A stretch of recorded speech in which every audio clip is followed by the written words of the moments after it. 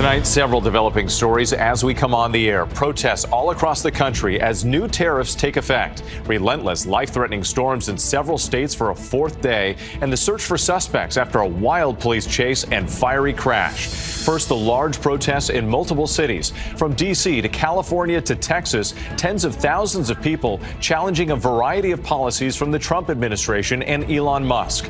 All of this as the U.S. imposes new tariffs, growing concerns that prices will spike as Wall Street sinks. President Trump urging Americans to hang tough, and the new bipartisan move in the Senate to give Congress more control over tariffs. Team coverage tonight. The flash flood emergency from the South to the Midwest. Dangerous weather threats across a dozen states. More than 50 million Americans on alert. In Arkansas, 3 months of rain in just 4 days. Floodwaters reaching to the rooftops. In Kentucky, a home scene floating down a swollen river. Reports of numerous water rescues. More than a dozen tornadoes in just the past 24 hours. Our weather team tracking it all.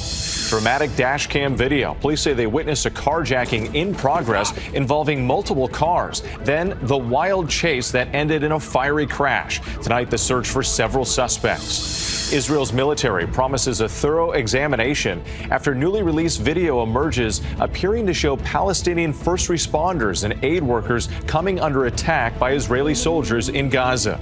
TikTok's future still up in the air. China stalling a deal to sell the platform to U.S. interests because of President Trump's new tariffs. Shoppers are playing beat the clock, racing to stock up on furniture, appliances, even wine before the next tariffs take effect. Call it $5 and a dream. What's behind the big jump in the price of a Mega Millions ticket? And America Strong tonight, the heartfelt reunion between the inmates and the four-legged friends who changed their lives. From ABC News World Headquarters in New York, this is World News Tonight. Good evening. Thanks for joining us on this Saturday. I'm Whit Johnson. We begin tonight with the mass protests from coast to coast. Americans taking to the streets, voicing their frustrations with the policies of the Trump administration and Elon Musk, the world's richest man. All of this with the latest round of tariffs taking effect today, 10% on most goods coming into the U.S. Thousands gathering on the National Mall for the so-called hands-off protests organized by Democratic activists. Crowds also growing in Charlotte, North Carolina, New York, Chicago, and San Francisco. Many protesting the mass firings of federal workers and immigration policies. President Trump urging Americans to hang tough in a social media post earlier today, calling this an economic revolution that is already bringing jobs and businesses. But the president's tariff rollout has sent markets plunging and fueled fears of a possible recession. We have team coverage tonight. ABC's Jay O'Brien leads us off from Washington. Tonight, hours into the start of President Trump's 10% tariffs covering most goods entering the U.S.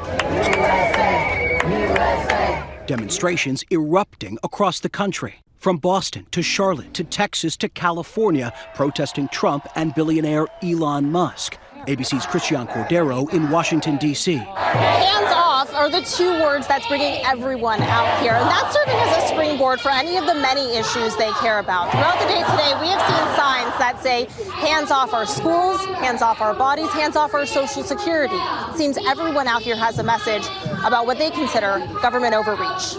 And tonight, as President Trump's first round of reciprocal tariffs officially snap into place, with steeper tariffs just days away from more than 50 countries.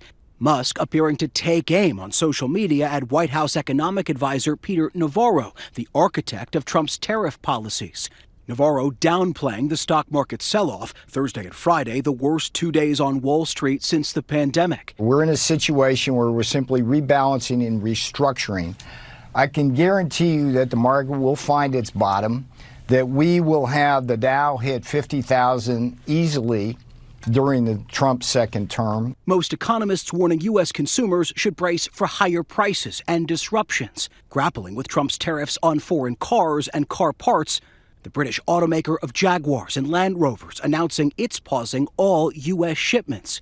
And China already hitting back with its own 34% tariff on all U.S. imports. I think it's still a little uncertain of exactly how that's all going to shake out. But President Trump doubling down, adamant tariffs will bring home jobs and businesses, saying Americans should hang tough.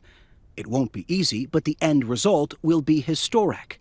With a deepening global trade war, Trump at his Florida golf course again today. The White House issuing its only official statement of the day, congratulating the president on winning the semifinals of his club's senior championship.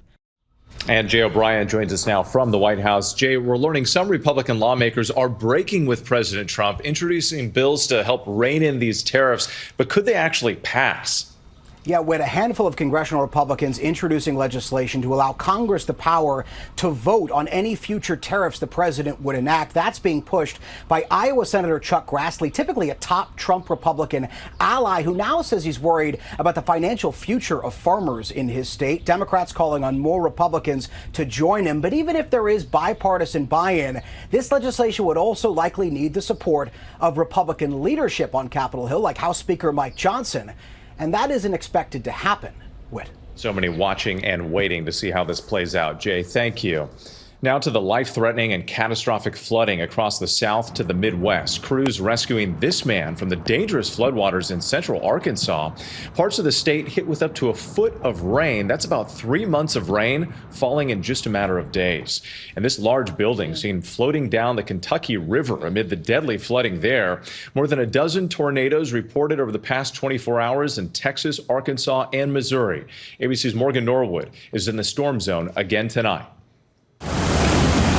Tonight, the life-threatening flooding across several states. The relentless storms hitting the South for a fourth straight day. More than 50 million people on alert.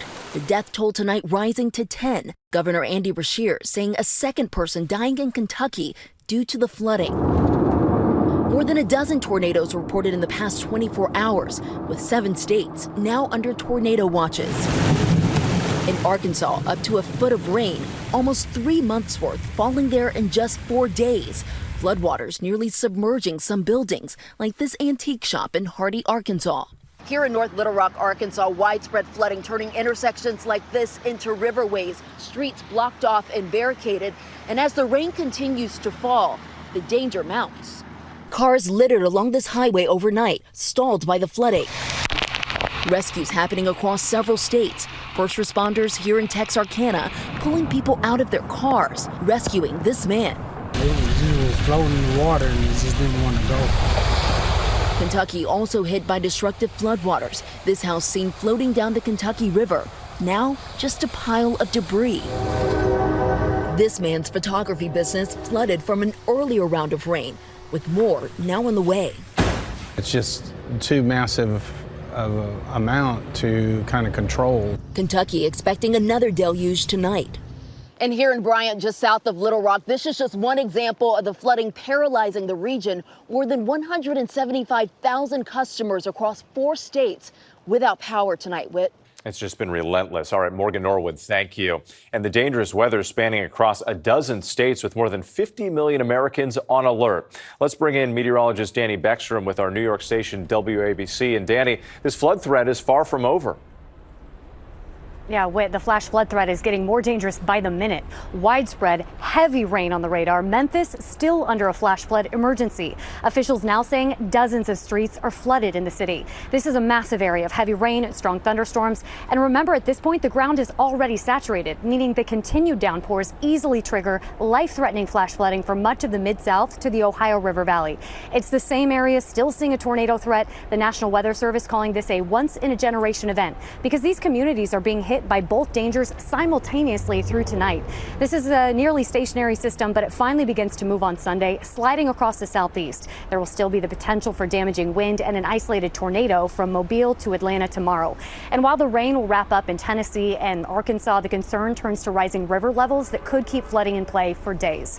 Whit? Something else to watch. Danny Beckstrom, thanks so much. We appreciate it.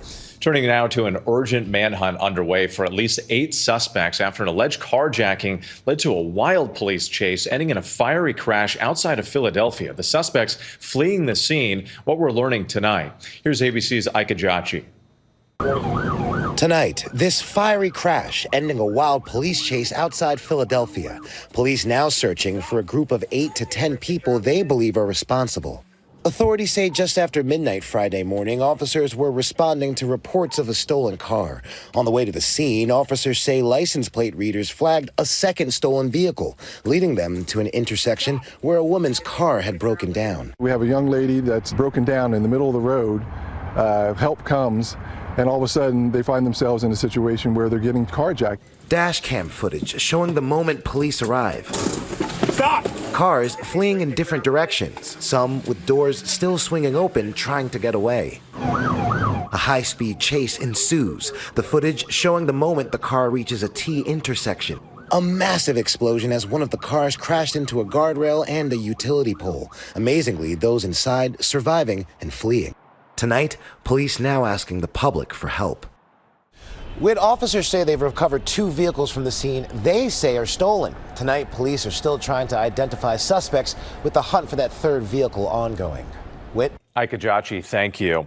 Now to the growing outrage overseas as newly released video appears to contradict the official account from Israeli leaders about a deadly attack in Gaza. The verified video appears to show a convoy with headlights and emergency signals on. Israeli forces had previously said the convoy was moving in the dark. The video was recovered from the cell phone of a Palestinian paramedic, one of 15 killed in March. And we want to warn you, the video is disturbing. Here's ABC's Inez de la Catera. Tonight, newly released video verified by ABC News appearing to show the moment a convoy of first responders and aid workers in Gaza came under fire, seeming to contradict the IDF's initial claims about a deadly strike on March 23rd that left 15 dead. The IDF saying shortly after the incident that when troops opened fire, the vehicles were advancing suspiciously toward IDF troops without headlights or emergency signals. The IDF also saying they killed a Hamas operative and 8 other militants in that operation. But this video, recovered from the cell phone of Rifat Radwan, a Palestinian paramedic killed in the attack, shows the vehicles moving with their headlights on, lights flashing, some people even wearing reflective gear before coming under fire. Tonight, the IDF saying in a new statement to ABC News the incident is under thorough examination. Under the Geneva Convention, it is a war crime to knowingly fire at a medic wearing clear insignia. An Israeli military official saying Hamas has previously used ambulances or similar vehicles to transport militants. With the UN saying these aid workers and first responders were killed while trying to save lives, they're now demanding answers and justice. Whit? All right, Inez, thank you. Tonight, China putting the brakes on a deal to save TikTok from being banned in the U.S. after those tariffs were announced. Let's bring in ABC's Alex Brochet in Washington. And Alex, President Trump now extending the deadline an additional 75 days, hoping to make this work. There's no question that President Trump is fond of TikTok. In fact, he credits the app with his victory in 2024. And so now, for a second time, he's stepped in and extended the deadline for TikTok's U.S. operations to become majority American owned, saving the app from an imminent ban after a deal stalled right before crossing the finish line. Now, Vice President J.D. Vance led negotiations between TikTok's parent company ByteDance and a group of U.S. investors. The deal would allow ByteDance to keep a stake under 20%, and Trump was to sign an executive order for the agreement this week so long as China also signed off. Vance's team believed that they had a really good deal. But then the president made his tariff announcement on Wednesday, and on Thursday morning, ByteDance informed the White House that China would not approve anything for TikTok until negotiations could be held on the Trump tariffs. So until then, that algorithm remains in ByteDance's control, and a deal for TikTok remains on hold. Alex Brochet for us, thank you. Now to the economy and consumers racing to stockpile items as the latest round of tariffs kick in. Some analysts warning Americans to brace for higher prices on everything from furniture to cars to groceries and alcohol. Here's ABC's Alexis Christoforous. Tonight, consumers going on a tariff-induced shopping spree, from appliances to alcohol. College senior Cedar Roach stocking up on champagne. There was a threat of a really large tariff on champagne, and I don't want to pay more to celebrate my graduation. Americans now rushing to buy before President Trump's tariffs are felt at the checkout counter. Economists warning the tariffs could cost the average family of 4 an extra $7,200 a year. Roach and her boyfriend loading up on Guinness, canned goods, even antiseptic wipes. I'm a diabetic, so using needles, disinfectant wipes, where they're largely manufactured in China, these are things that are likely to go up in cost. I did my math, I did my homework. Noel Piguero spending over $3,000 to get ahead of the tariff effect. I bought this TV, 40-inch TV for $217. And I said myself, I'm pretty sure that TV gonna cost probably around $400. But tonight, experts urging against panic buying. It might make sense to stick with what you have for a little bit longer rather than going into debt to rush a purchase. Experts also warning tonight against hoarding items like toothpaste and toilet paper, saying there's no sign the tariffs will lead to shortages. Whit. Alexis Christoforous, thank you. And tune into This Week tomorrow morning. George Stephanopoulos interviews top White House economic advisor Kevin Hassett about the global fallout from President Trump's sweeping new tariffs, and an interview with Senator Cory Booker to discuss his record-breaking speech in the Senate. Now to the latest on a Maryland man mistakenly deported to a notorious prison in El Salvador. The Trump administration filed an emergency stay to temporarily stop a federal judge's order to return the man back to the U.S. Federal prosecutors claim, but he denies having ties to a violent gang. He's married to a U.S. citizen. There is much more ahead on World News Tonight this Saturday. The measles outbreak keeps on growing. New cases reported in Texas at a daycare center. And if you plan to buy a Mega Millions ticket, better bring some extra cash. Next tonight, the measles outbreak in Texas shows no sign of slowing down. 7 young children at a daycare center in Lubbock have been diagnosed with measles. 1 child needed to be hospitalized. Statewide, at least 481 cases have been confirmed since the virus started spreading in late January. The vast majority of the patients were unvaccinated or with unknown vaccination status. And we have an important recall to tell you about tonight. Nearly 200,000 Vivitar blender bottles are being recalled. The Consumer Product Safety Commission says the blades can continue to operate when the bottle is not attached, posing a laceration hazard. No injuries have been reported, but the commission says customers should stop using the blenders, which were sold at Target between December and January. The manufacturer says it will contact customers about turning them in. When we come back here tonight, the major change for the Mega Millions lottery. To the index now, and big changes for Mega Millions. Today, the price of a ticket went from $2 to $5, which should mean much larger payouts. The average jackpot is expected to jump from $450 million to more than $800 million. And this is the biggest weekend for college basketball. The men's Final Four tonight, Auburn meeting Florida, Duke taking on Houston. And the women's final is set. Defending champ South Carolina beat Texas last night 74-57. They'll face UConn, which demolished UCLA 85-51. The Huskies back in the final for the first time in 3 years. You can watch it tomorrow right here on ABC starting at 3 p.m. When we come back, America Strong, the heartwarming reunion behind bars. Finally tonight, America Strong, the special bond changing lives. Jared Hansen and Chase Benoit, inmates at San Quentin Prison in California, waiting eagerly in the main courtyard for some very special visitors. What's up, man? Good to see you. An emotional reunion, bringing them back together with these 2-year-old black Labradors they helped train as service dogs to be paired with people with disabilities. Hey, buddy. It was their first time seeing the dogs, Wendell and Artemis, in a year. The program is run by Canine Companions. The inmates started working with the dogs when they were between 2 and 4 months old, teaching them about 20 skills over the course of a year. Artemis, trained by Jared, later matched with Benjamin Carter, a veterinarian from Portland, Oregon, who uses a wheelchair. He traveled to California for the reunion. He opens doors for me, really literally and figuratively. He does push plates and pulls doors, and he gives me confidence to go out and do more and try more things than I had. He just got a bat. Seeing him in action and actually serving somebody in the community, it's just, I'm a loss for words right now. The experience transformative for Chase, Wendell's trainer, and Robert Quigley, his new owner, who is deaf. I think they should have more podium and more prisons. Wendell! It's given me something that I think I was searching my whole life, and that was really like purpose, a meaningful purpose. Doing something that's good, bigger than myself, and feeling like I'm part of something great. Definitely something great. Thanks so much for watching tonight. I'm Whit Johnson. Have a great night. Thank you for making World News Tonight with David Muir America's most watched newscast.